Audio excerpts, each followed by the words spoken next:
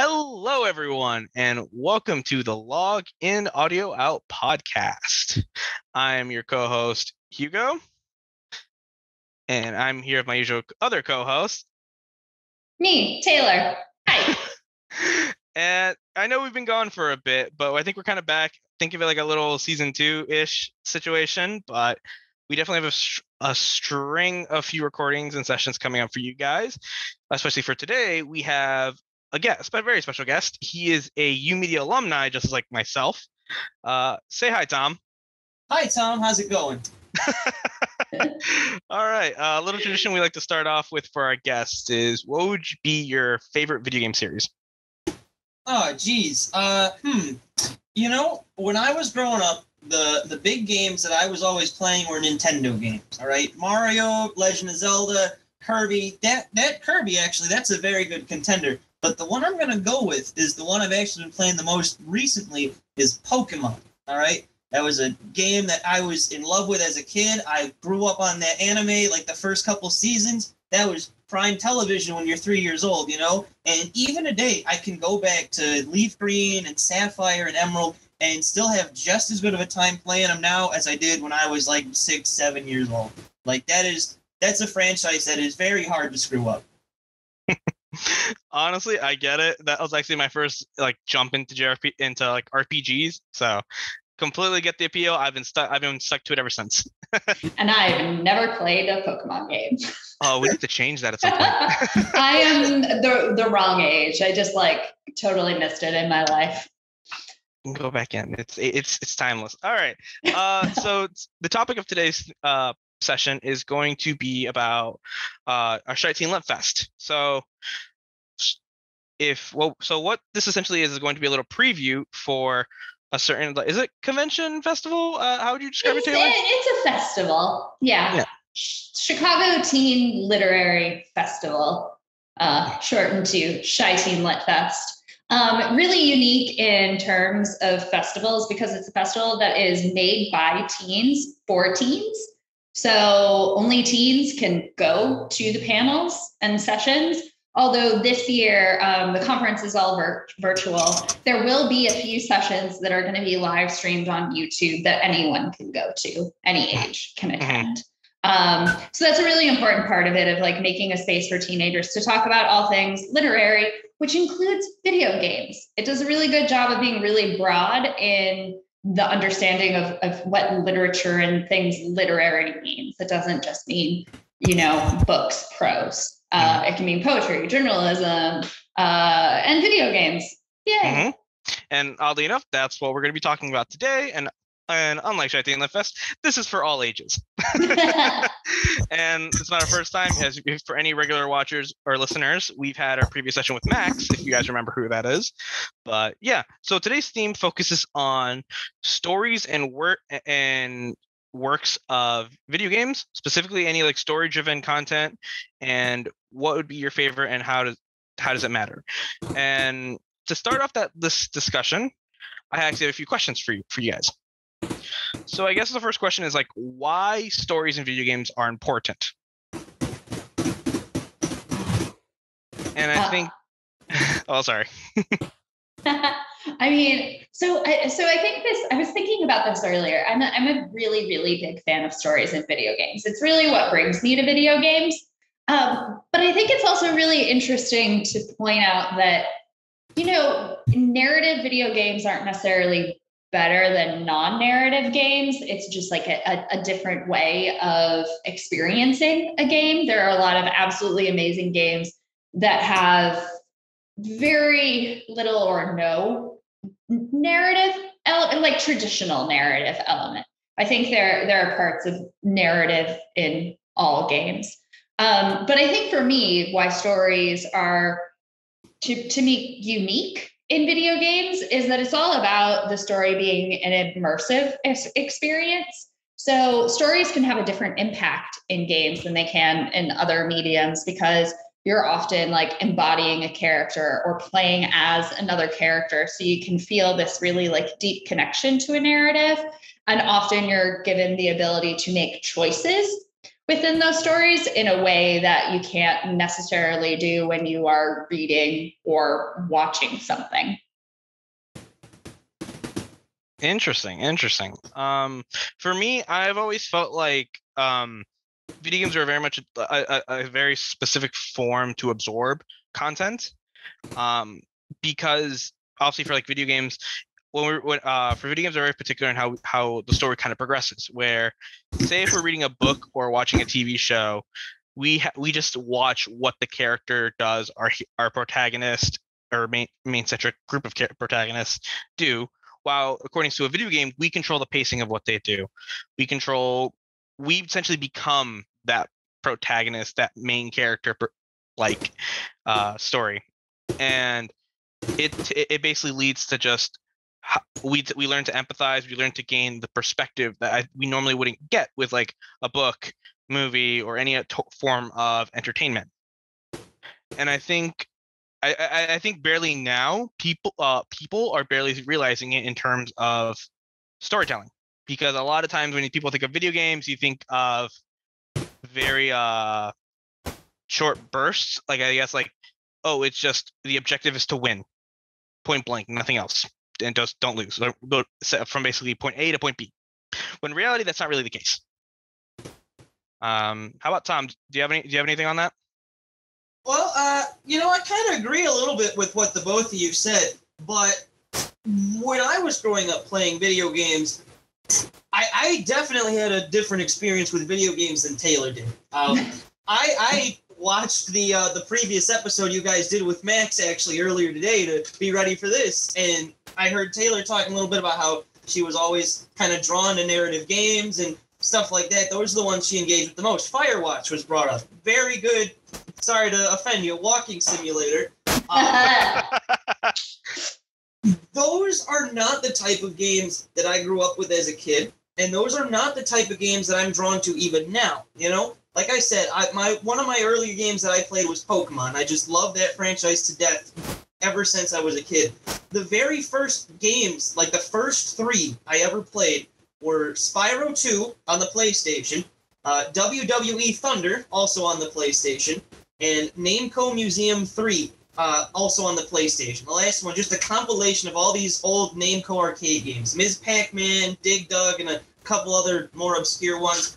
And in each of those cases, there was a story, but there wasn't really a narrative. The story was more serving a functional purpose to the game. It was a tool used to contextualize or justify things within the gameplay or within the game's design.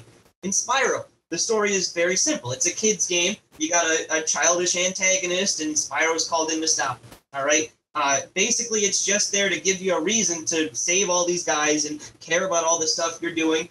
And it doesn't really impact the gameplay or change your understanding of the characters or the world or anything like that. WWE had a story. You pick a wrestler, Hulk Hogan, Bret Hart, Macho Man Randy Savage, and you be the best wrestler of them all. And you have fun doing it.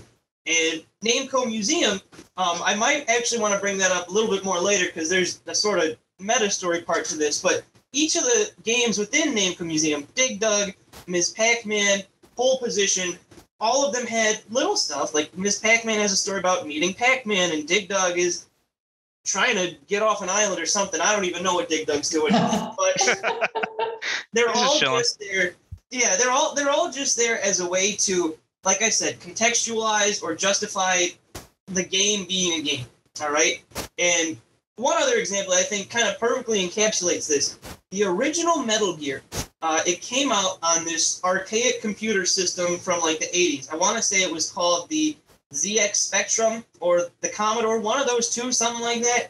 It was in Japan only, and the way the architecture was set up is they could only have a very limited number of sprites on screen at a given time, like 2 or 3 or 4, no more than that. And because of that, they had to structure a game where you only had a limited number of enemies to interact with at a given moment. So they made it a stealth-based game. There was only 1 or 2 enemies. Your goal was to stay hidden from them, because normally games, you have a whole bunch of enemies, like Space Invaders, and it's an action game trying to beat them all up. If the engine couldn't handle that, they had to have a reason to justify gameplay that could work within those constraints. And so they came up with the story. You're a stealth operative. Your goal is to avoid people. That's why you're only in situations where there's so few people. So that's kind of my idea of why stories are important, especially historically in older games. It justifies gameplay and game design. Yeah, it's like a framing device of like trying to explain like why you should care about playing. So Exactly. That's the perfect word for it, basically, a framing device. I think of it like a tool, actually, but yeah, that's like the same word. But interesting. I never thought of it like that. Wow. Yeah, it was interesting. I was thinking about this earlier, and Tom, you referred to sort of like a meta narrative in games. I've been thinking a lot about sort of the narrative worlds in video games that sort of build beyond the game itself. I feel like Pokemon's a really like great example of that, of like across all the different like games and like sort of like the mythology that has like built up among players about like their understanding of all the different like like maps and characters and like how it's all tied together to make this like bigger like meta story about like what all of these games mean as a whole. I recently watched a documentary on Frog Fractions 2. If you haven't played Frog Fractions, do yourself a favor and play Frog Fractions. But Frog Fractions 2 has this whole like world outside of the game, and without getting like too into the weeds about it, there was a Kickstarter for Frog Fractions 2, which then had multiple ARGs that were tied to the game, and just it like took on this extra life of its own, which I think is really interesting in the world of games when you have like multiple series and things that are connected, that I think is like this other form of like framing device of why we care about games. I just wrote a little note to myself right here. I'm going to check that out and the whole little story behind it. Yeah, for our listeners, yeah, Tom just whipped out a piece of paper in the middle of Taylor's description. I think you really hit on something fascinating there when it comes to meta narratives. And I was actually, there's a whole bunch of different games coming to mind right now that I think could be a really fascinating look at the idea of meta narratives. Five Nights at Freddy's, yes. Pokemon, like you brought up, Undertale. I think, though, that we're kind of jumping on just a little bit. I feel like that's a little bit more so with one of these later questions. Probably question 5 would be a better time to bring this up. Yeah. There's a really fascinating discussion to have about this, and I don't want to have it too soon, All right. But yeah, I guess it goes into our next question then. What would you describe as a strong example of a quote unquote a good story? And mind you guys did touch on some stuff already, but I mean, there's still a lot of games that I think have a good story that I don't think are talked about as much, and even a lot of newer games. I can think of a new game I specifically been playing called Marquette, or it's not Marquette, it's Muquette. Muquette, yeah. And it's a puzzle game, and specifically what it kind of goes upon is you're just like, it's a first person puzzle game where you're just picking up objects and placing them into certain perspectives, and you can make things bigger or larger by playing with a diorama of your environment. And you think, how is that a story? Well, throughout the entire game, you're given off little diary notes of some person. I believe their name is Michael. And and what it kind of goes upon is that as the game progresses, they start going into little scenes of dialogue. Mind you, you don't see the people, you just hear them and just see like illustrations. And you start going through when Michael meets another person, I think their name was Mackenzie, and you start experiencing a relationship for them.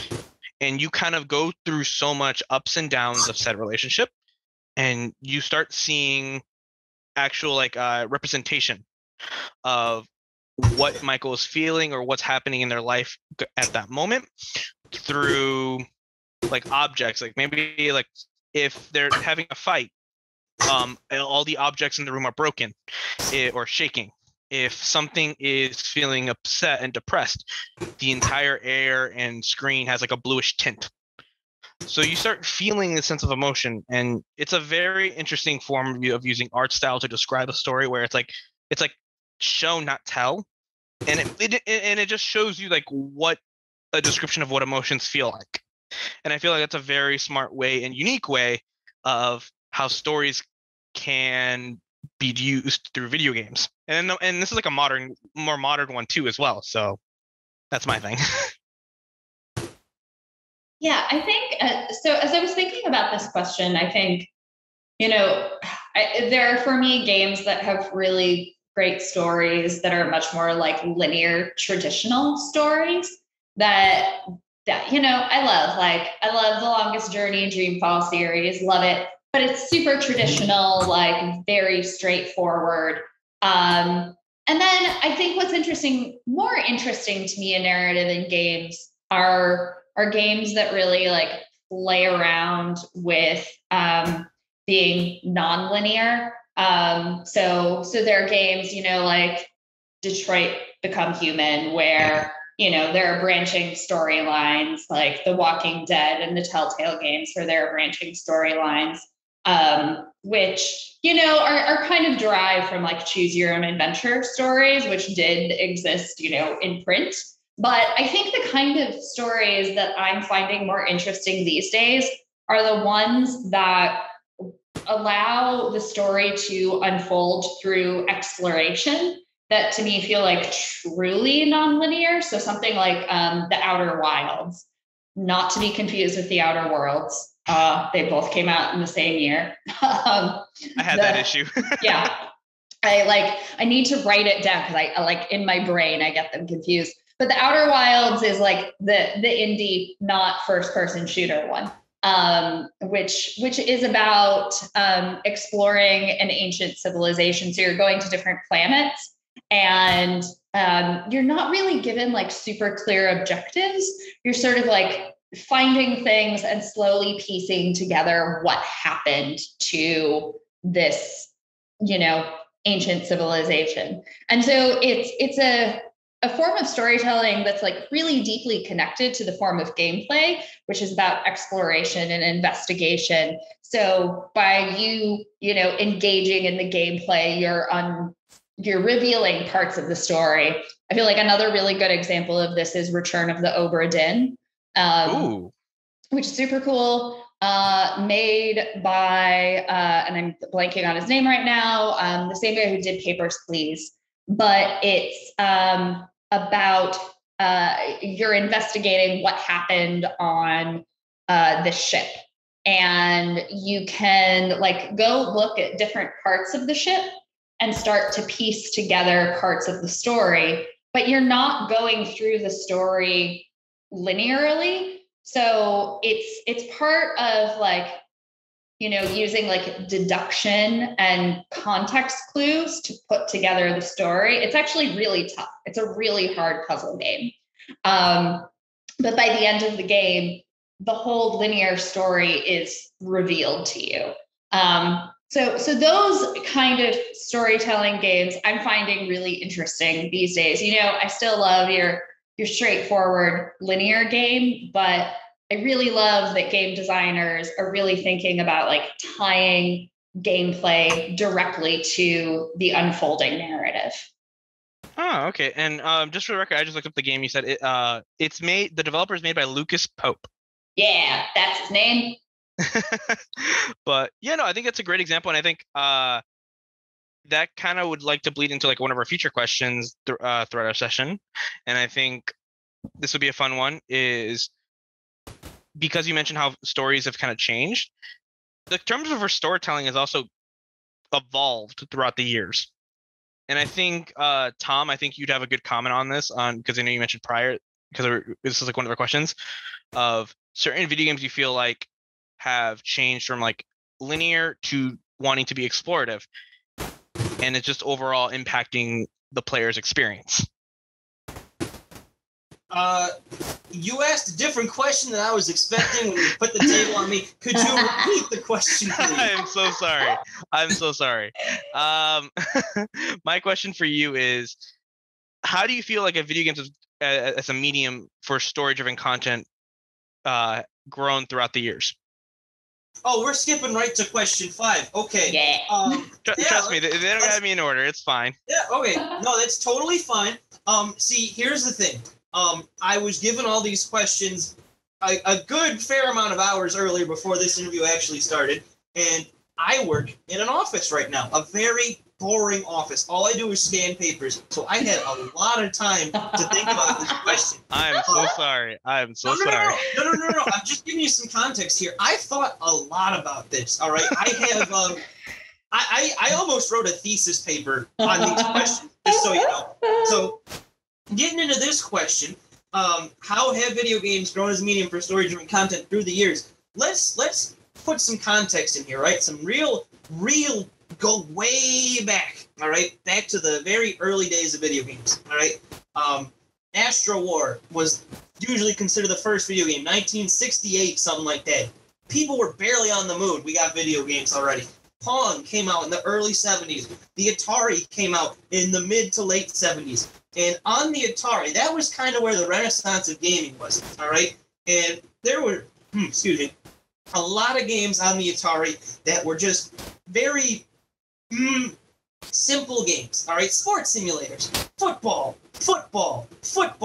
boxing, boxing, tanks, airplanes, baseball, bases loaded, baseball.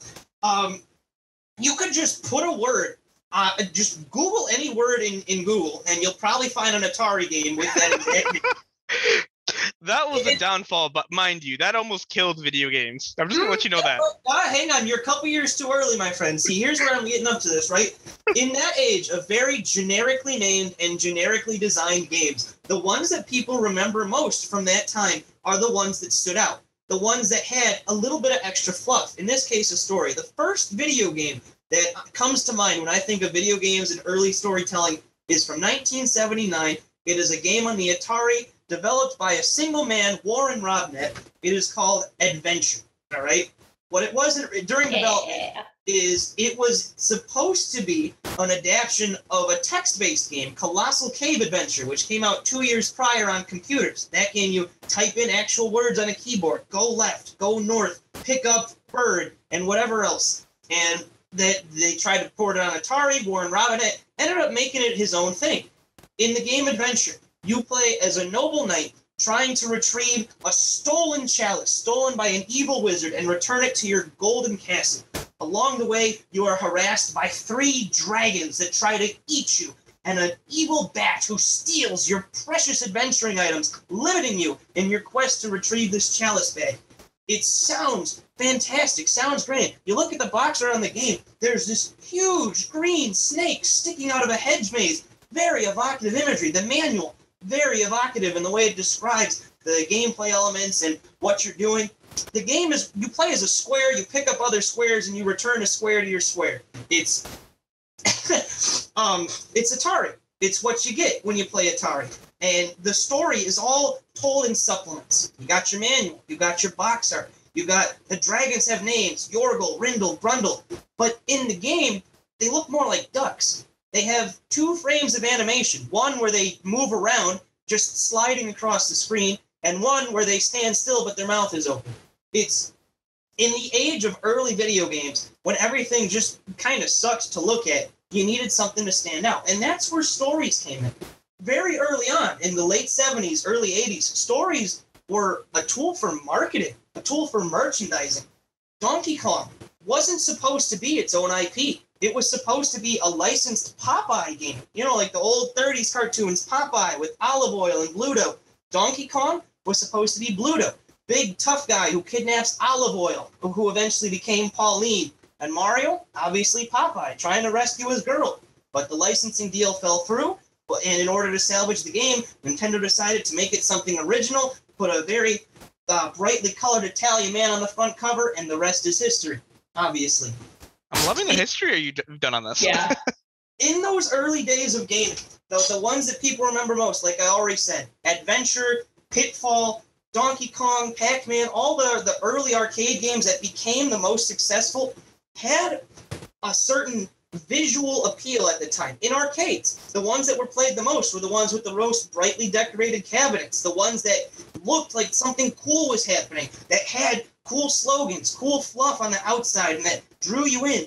If you have an early NES game, Legend of Zelda, Zelda 2, you put those in your NES, you wait on the title screen for 30 seconds, it changes the screen to a little transition with a big old text box explaining what's going on. That's a holdover from the arcade age, when to draw people in, arcade attract screens would eventually shift to a screen explaining the story, giving you some reason to get sucked into the game and to spend your money on it. All right?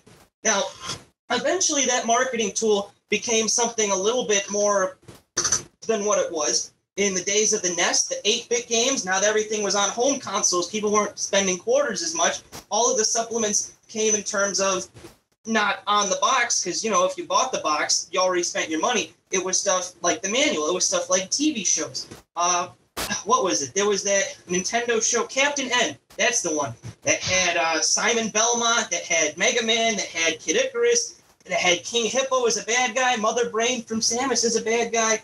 There was the Legend of Zelda show. There was the Mario show. Stories became a tool for merchandising.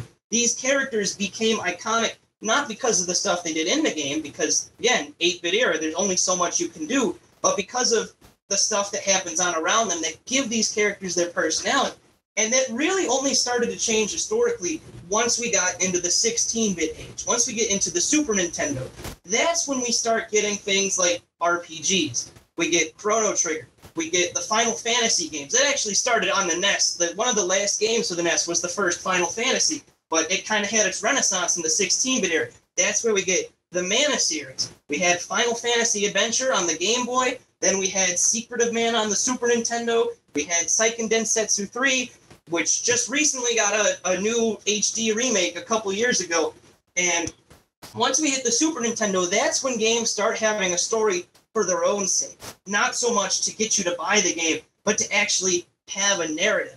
Final Fantasy Adventure is, for its time, I think, really, I don't want to use this word groundbreaking, but kind of groundbreaking. I can't think of any better word in terms of the themes in its story. You play as a character who's an orphan, who at a very young age had the evil king kill his parents and capture him and put him in a fighting pit. And the game starts and he escapes from the pit and embarks on a quest to kill the king. And along the way, he fights the king's mom, who it turns out was a monster, and he fights the king's brother, who was also a monster. And by the time he gets to the king, I want to throw in a mention of one of my favorite, like, fairly early games. It's kind of deep in terms of narrative. As you know, I'm a huge fan of Lucasfilm games, LucasArts games. There's a story about and 1987, Maniac Mansion came out, which was, like I said, once really, like, just stuff kind of takes off a little bit with stories and RPGs end up being in terms really of like what people thought could be done with a narrative in video games. By the time we get because to the it's kind of like this a really non-linear game, because you can select different characters, and depending on which characters you end up playing in the game, you'll get different narrative outcomes, and the puzzles and the way that you solve the game is different. So I just want to throw in that 1987 adventure game that was for computer. Those Apple IIs out there. It's great that you brought that up, actually, because everything I'm saying is kind of a little bit biased. I'm focusing a little bit on consoles, and I'm focusing a little bit more on Nintendo consoles, because that's what I'm familiar with. That's the angle of the story that I know the most.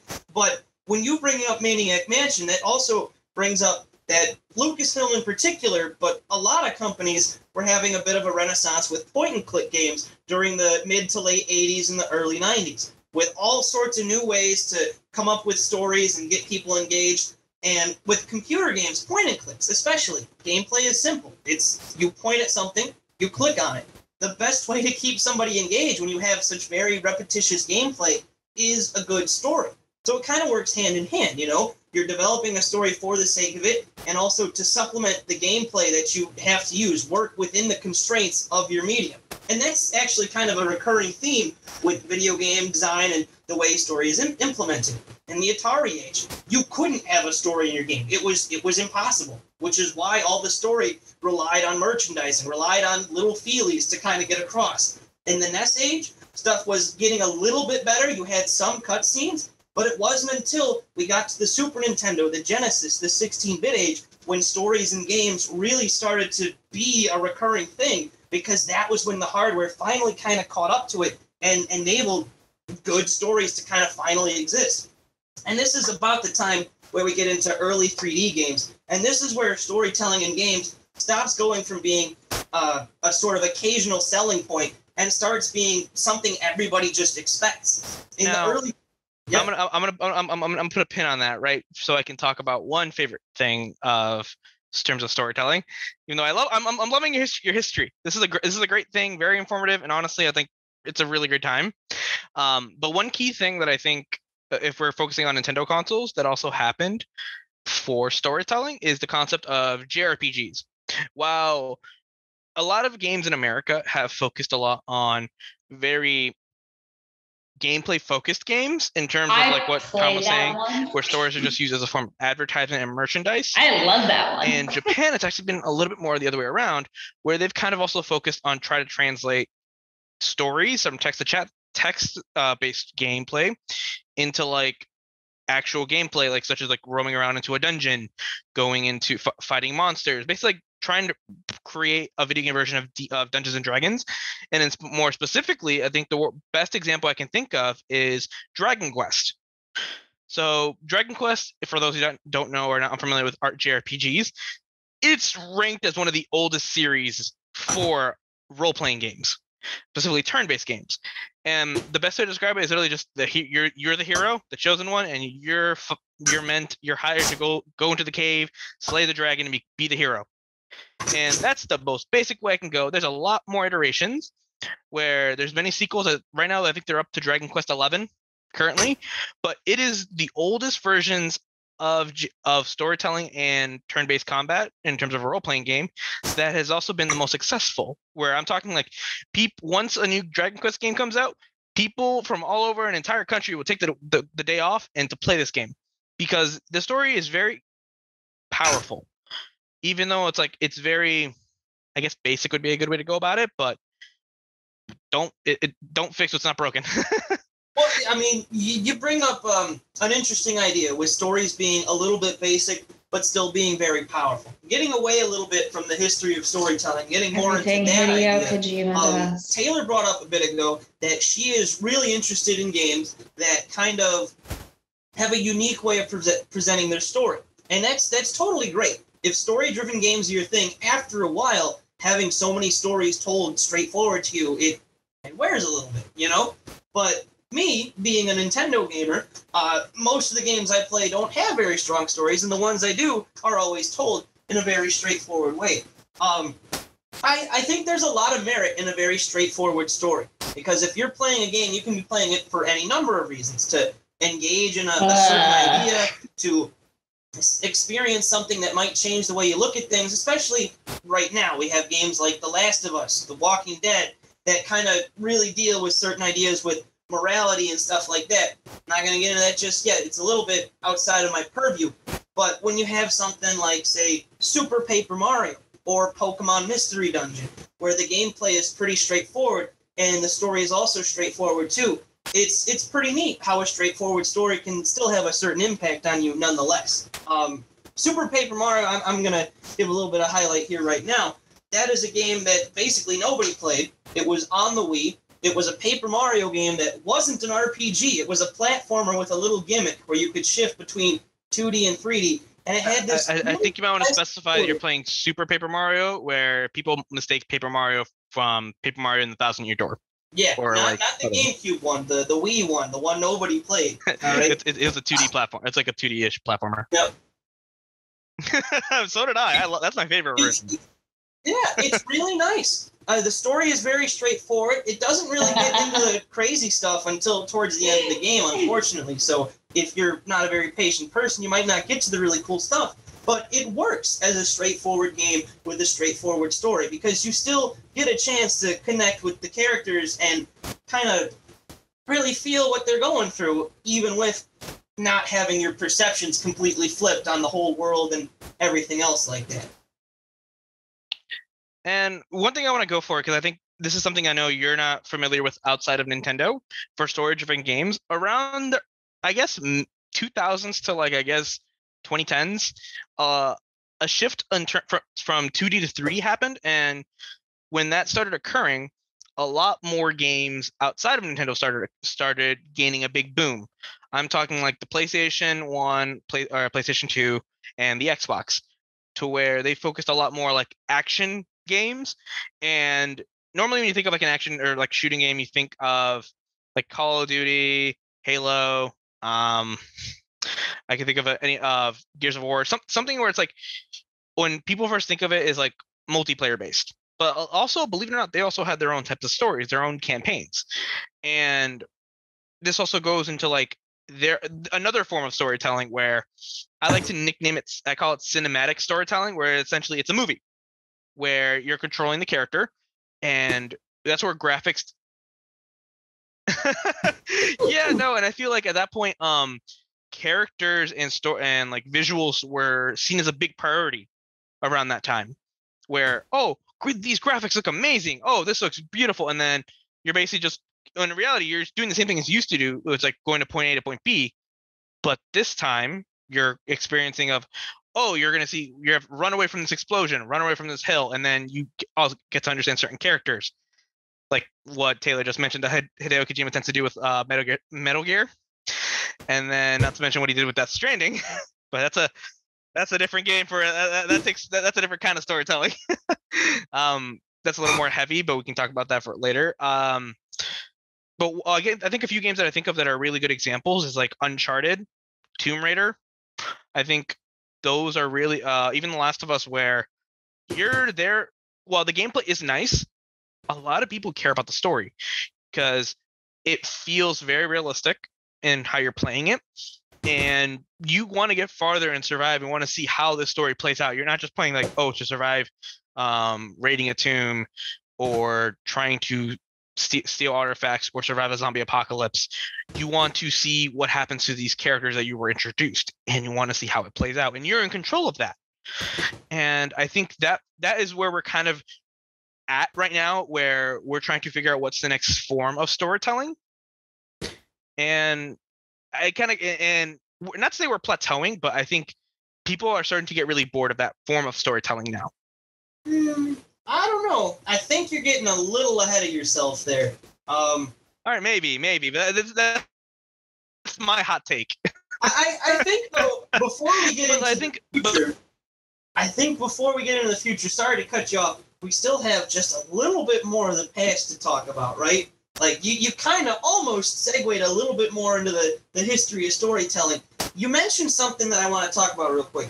You mentioned something that in generations 5, 6, and 7, early PlayStation going into PlayStations 2 and 3 and similar consoles across the board, that was when graphics started being the big thing. I play a game and it looks nicer than the previous game and everything's kind of the same, except I disagree with what I was wondering that as the graphics got better, that was the only thing and things got better.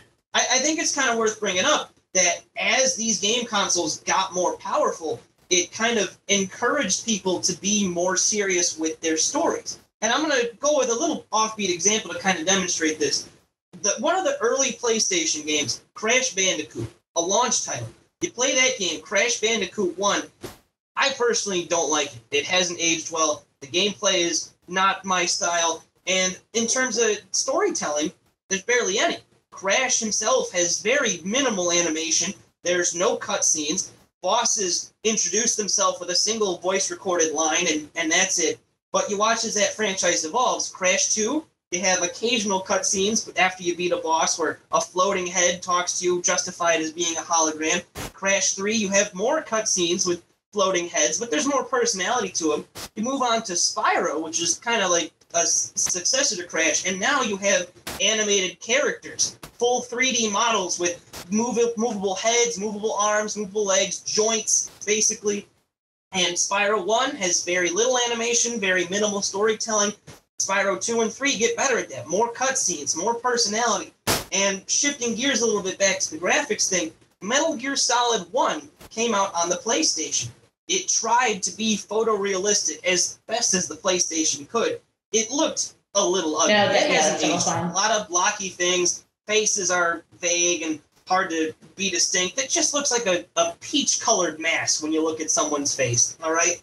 But it kind of innovated in that it had movable joints, movable people that actually looked like people and were recognizable as such. And you look at another game on the PlayStation. I know I'm jumping around a little bit here, but please bear with me.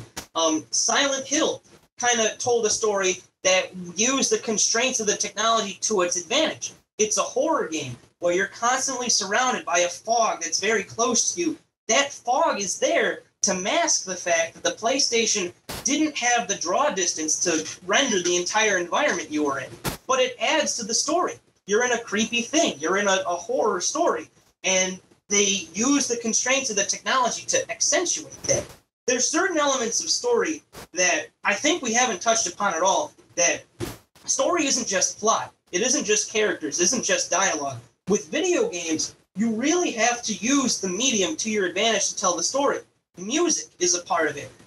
Visual design is a part of it. The actual gameplay can't inform the story of the games something. Earlier, Insomniac did and that's something we're going to touch upon a lot more. That's like one of the in terms of how gameplay influences stories. No, it's like not dissimilar to Psychonauts. The examples of in a lot of ways. Solid, Silent Hill. So a game that was kind of a developer that was kind of like coming to mind in this conversation of they were sort of all these different elements that sort of come together beautifully, and the world building, the sound, the gameplay. I think of Valve games.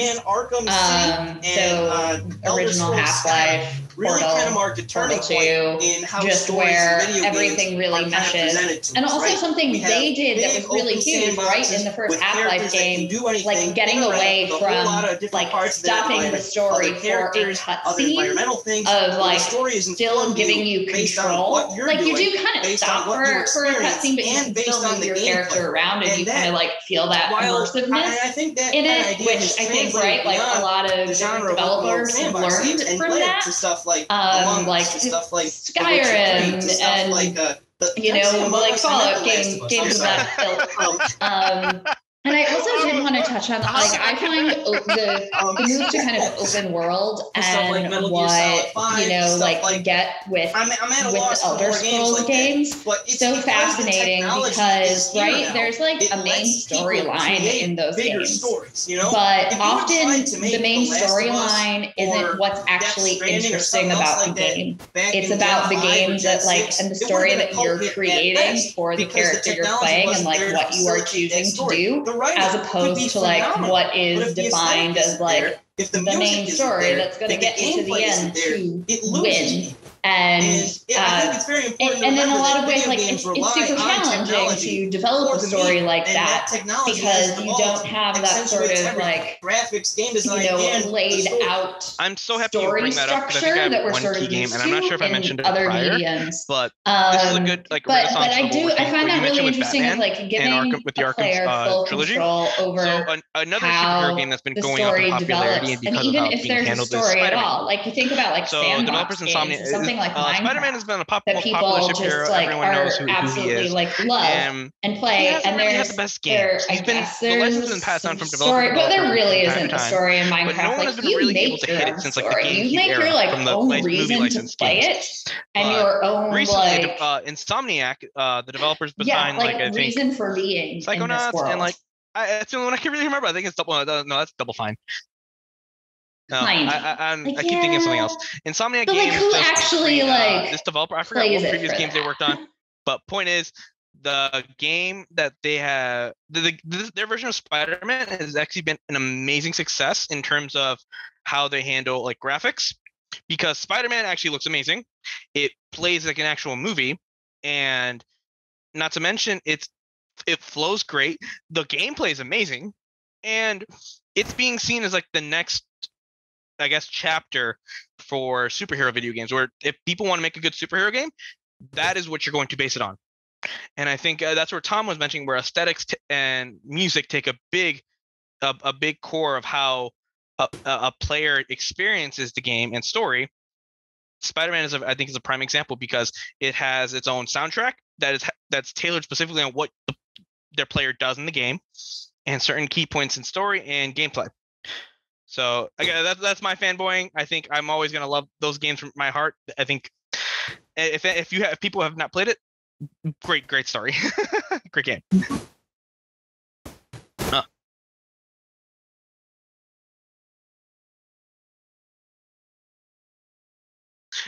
That's why I'm thinking. I'm like, I had some duo. Okay.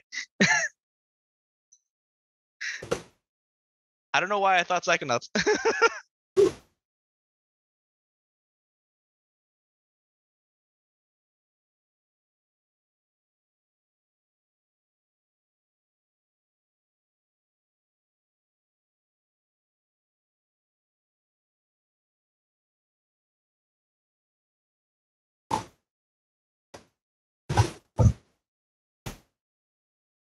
Portal.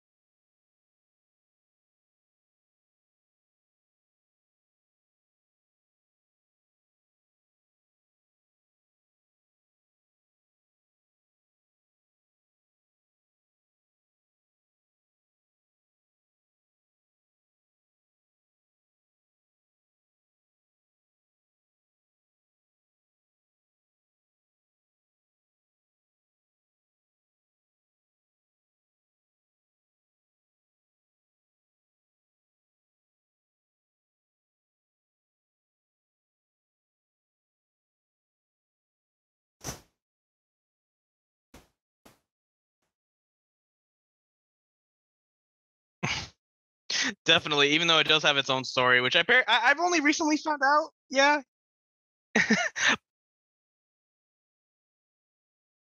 Fair point. Very fair point. Tom, so not to wrap up your history lesson, I definitely want to touch more into your concept of meta narratives. And I think that'll go into our next question of, I guess, how moments in video games are memorable to you.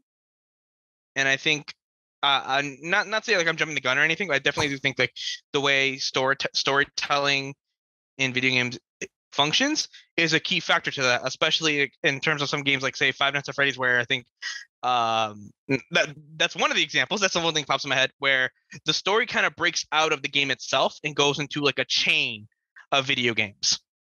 And I'm not sure. Okay, and if you can correct me, please correct me if anything. I'd love to hear your thoughts on what you were trying to mention prior. Well, see, I was done with the history lesson, so no need to worry about getting that wrapped up. We caught up to the present day. When it comes to shucks, what was the question again? How moments are memorable? that's a topic unto itself. But before we get into there, a little corollary about Five Nights at Freddy's. I don't think that ties into the topic of discussion, really. At least not the first game. The first game had an interesting development history. Scott Cawthon, before doing anything with Five Nights at Freddy's, released a game called Chipper and Sons Lumber Co., which received a lot of negative reviews for terrifying animations, things looking very stilted or over-exaggerated, when it just looked like Five Nights at Freddy's does. And he took that negative criticism and was like, okay, if people think this is scary, I'm going to make a game where that is scary. And the story, super different. At least, again, in the first Five Nights at Freddy's game, I don't two of think these are a little older. Because I don't think it was intended first Braid, to become a meta-narrative. I think if you have played like Mario games, you will be kind of familiar with what's going on in Braid in the beginning. But then there are different, puzzle platformer elements brought into it. It's all about time. But I think in terms of thinking about narrative and just thinking about and how why we play video games and what we're expecting from video games, Braid throws you for a loop at the end. That's really, really interesting.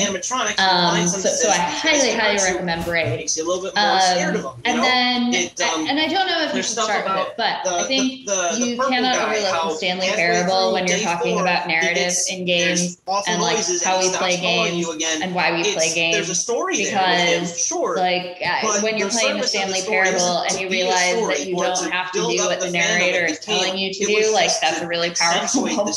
Like I think just being a gamer of realizing wait, I can do what I want sometimes in games. The one I'm going to start with is how and that just it's a game that everybody who is interested in games should play at some point. Example, but here I'm going to use this. And then something that's it's a little bit newer.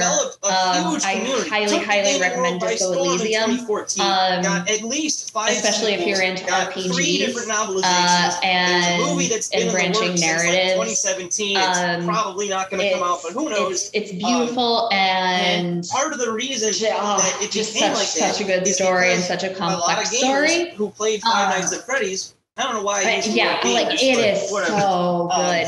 But I think what's really interesting for me in that game is experiences and they shared it. Kind of branching narrative stories, kind of choose your own adventure, branching narrative, and sort of the morality choice within video games has become a really big thing where, it's somewhat overplayed a lot of people got really excited, as a storytelling about something they found in this game, something they and could share often about it's thought of that there's like a good ending and then bad ending. Becoming more popular. And I think what becomes very clear in Disco Elysium is that there are no good endings. Everything's going to be kind of terrible, and if you choose the moral choice, terrible things can happen from you making what you think is the moral choice. And I really respect that as an exploration of branching narratives and RPG storytelling. With a lot of colorful characters, with a lot of interesting moments that in the year it came out, nobody could shut up about. Back in 2015, Undertale was all the rage because, everybody was relatable. You had the goofy skeleton, Sans, who always made goofy jokes. You had his brother Papyrus, who was a clown in a different way because he was basically like Goofy from the Disney movies, always oblivious and always overconfident and getting himself in a little scrapes. You had Undyne and Alphys and, what's her name, Toriel, who are all in some ways relatable and in some ways entertaining. And all of these characters developed personalities by the fans giving them traits that they thought they should have. Markiplier, when he first did his Let's Play of Undertale, got a lot of flack in the comments of his videos because he didn't do Sans' voice the way that the fans imagined him to. He gave him a bit of a southern drawl, and the fans were very upset. I love that game. No, that's not the voice Sans has. When Sans doesn't but I totally get what you're saying. It is not everyone's cup of tea, and it might be a little too navel gazing. I don't quite have the words to get to it. Would one of you mind taking over and kind of continuing this thought? I think you brought up a good form for Undertale, and I think it's a better form than what I had in mind. Because I mentioned it prior. Undertale, I think, is a great form for storytelling because it teaches you many different ways to play a video game. Where, to bring back what Taylor was talking about prior, where it's not just about going, doing one thing and get to the end.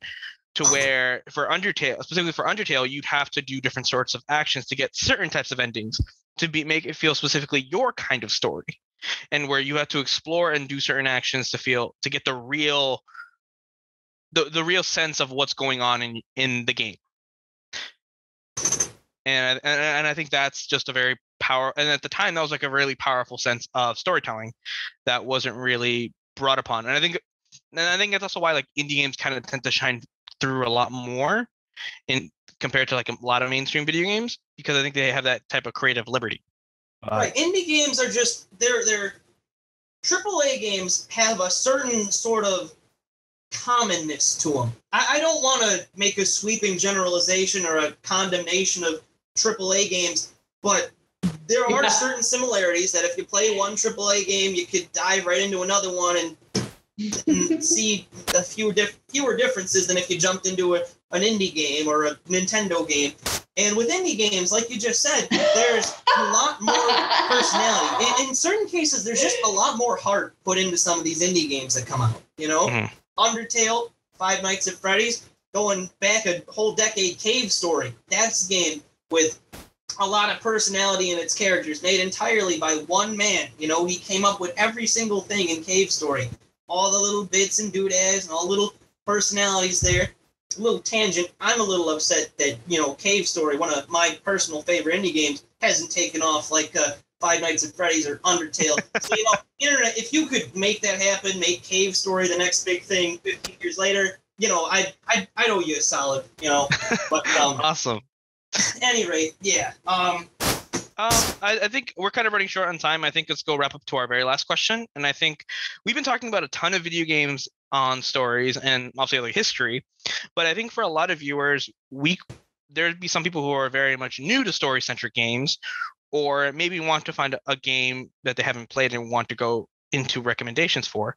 So my question to you guys all, if you could recommend one game that's very powerful in terms of story driven, what would you recommend them to play? I guess we'll start off with you, Taylor.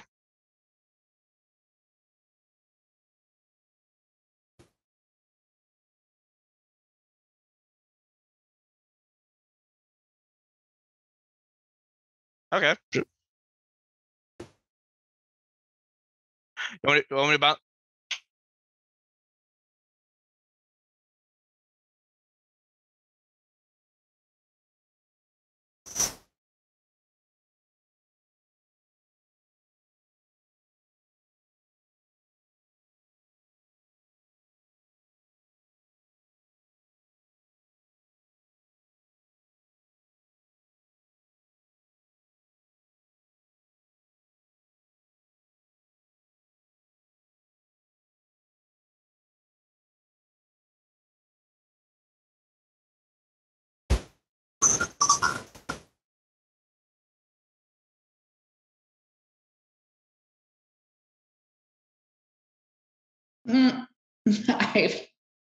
You know, I have feelings.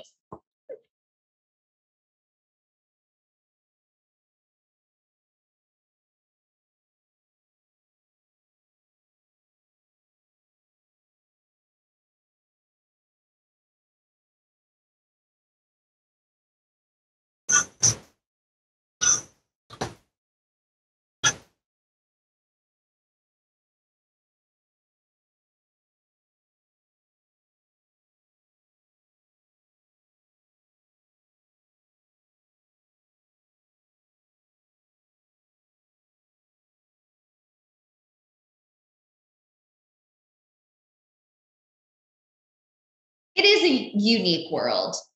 I will give it that. It also won Best Indie Game of the Year. The game.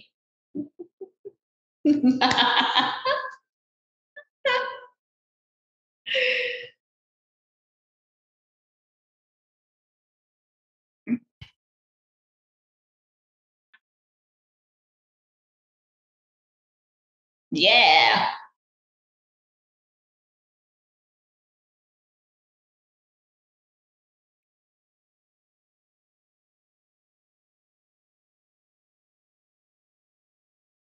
Mm-hmm.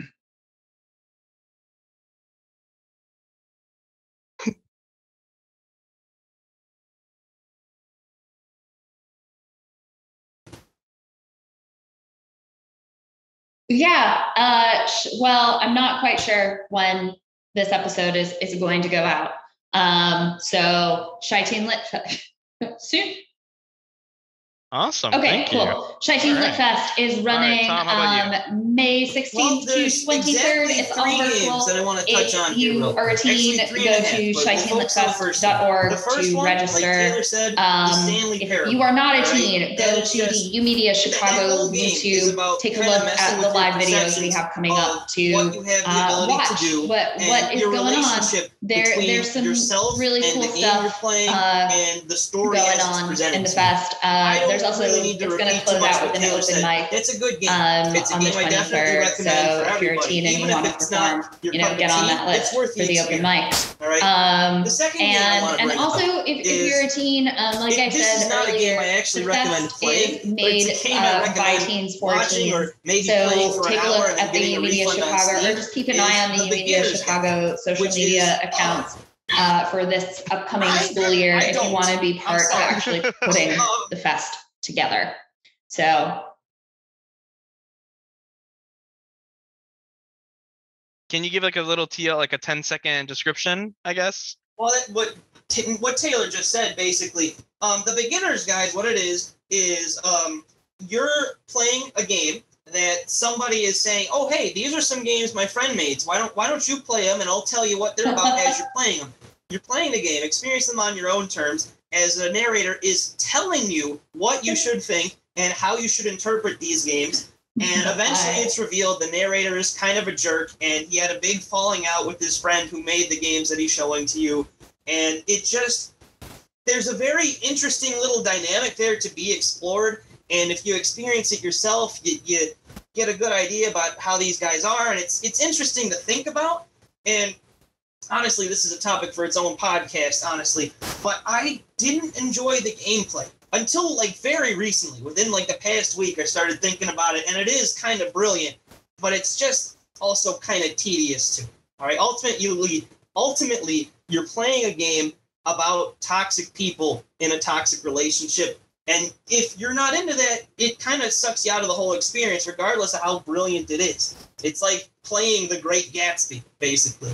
All right.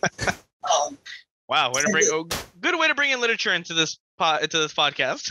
I told you guys I was writing a thesis paper with these questions. I wrote like 5 paragraphs about the beginner's guide and The Great Gatsby, and I just wish we had a little bit more time. But that's a topic for discussion for some other time. Glad to see you're prepared.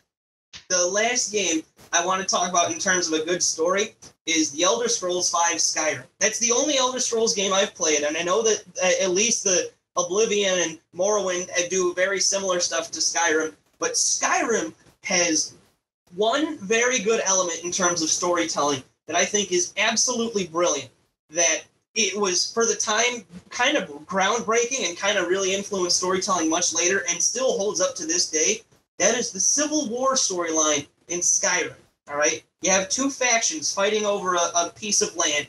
You have the Empire. They're old and historic, and they say that the land belongs to them. It's subject to their rule. And you have the Stormcloaks, who say, we're the people actually living on this land, and the Empire is a little outdated, and they're not respecting our traditions. We need to rule ourselves. And the examination between these 2 sides, what one leader of one side is able to condone versus what the other leader of the other side is able to condone, and your choices as to who ultimately wins the quest, I think really kind of brilliantly shows the gray area in war, all right? Because both of these sides have points. They both have claims to this land that they're fighting over and the people that they're fighting on.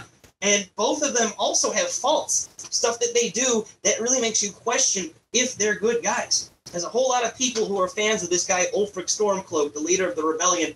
I think he's a real jerk because I think he ends up, I don't want to get completely into Skyrim, but it really does a good examination about how one person can be so set up in their own view that they kind of ignore the realities of the world around them and possibly create more problems as they try to fix what they think are the biggest problems.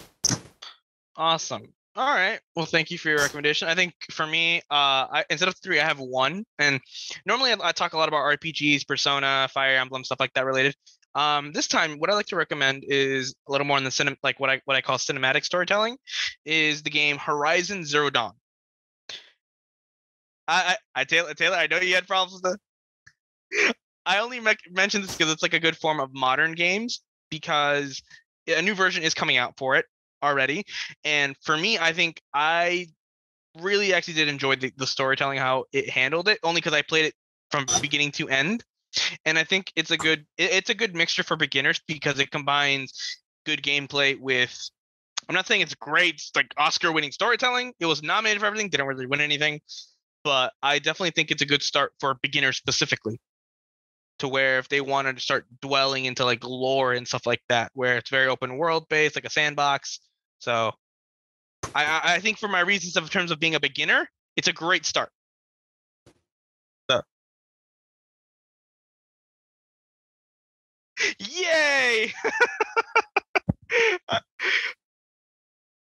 I will take that from you, Taylor. Okay, the fact that I got you to change your opinion on that. All right. But all right, I think it's a good time to wrap it up. We've been talking for a while. I just want to thank Tom for being a great guest, on being also a great history buff. That was a really great. I took up a lot of air. I was a little afraid I was talking over you guys a little too much, but I'm glad you enjoyed the history lesson. Well, no, I mean, honestly, this podcast, since we focus on a lot of informative, and I think you supplied a ton of knowledge that even I didn't even know about, which I think was great. And I think it'll be great for this. That was great for this session and all future sessions. We'll be including all links in the description box of this podcast, and which will be leaving on YouTube. So if there's any questions on if you didn't hear it properly, we'll have all proper links available. And like I said, if you're also a teen, if you're popping into like the video game session, you'll see me again, and we'll talk about much more other video games that I've actually purposely withheld from the session. So thank you again, everyone, and I hope everyone has a good day. Bye-bye. Well, thanks for having me. Have a good night.